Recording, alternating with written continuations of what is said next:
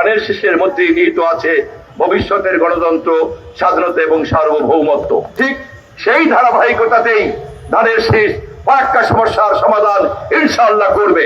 আমাদের এই সরকারের জনপ্রিয়তা এবং ভবিষ্যতের যে সার্থকতা, তার সবচেয়ে বড় কারণ আমরা মওলানা ভাসানীর ধানের শীষের মার্কাকে ধারণ করি।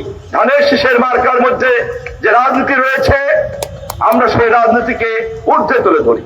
মওলানা ভাসানী মৃত্যুর আগে যখন সর্বশেষ তৎকালীন সময়কার রাষ্ট্রপতি শহীদ জিয়াউর রহমানের সঙ্গে সাক্ষাৎ হয়েছিল, যখন হাসপাতালে রাষ্ট্রপতি তাকে দেখতে গিয়েছিলেন, তখন তাদের রাজনৈতিক আলাপ আলোচনার মধ্য দিয়ে তিনি এই সারবস্তুটি তুলে ধরেছিলেন।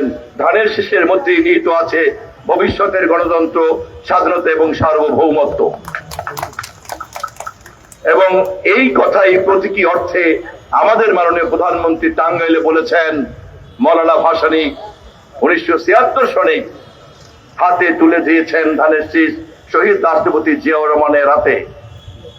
সেই হাত ধরে বেগম খালেদা জিয়ার হাতে ধানের শীষ, সেই হাত ধরে আজ তারেক রহমানের হাতে ধানের শীষ।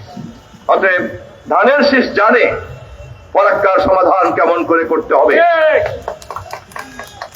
ধানের শীষ যেমন করে এবারের নির্বাচনের জনগণের স্বতঃস্ফূর্ত রায়কে পেয়েছে, দেশি বিদেশি সকল শক্তির সমর্থনকে পেয়েছে, ঠিক সেই ধারাবাহিকতাতেই ধানের শীষ ফারাক্কা সমস্যার সমাধান ইনশাআল্লাহ করবে।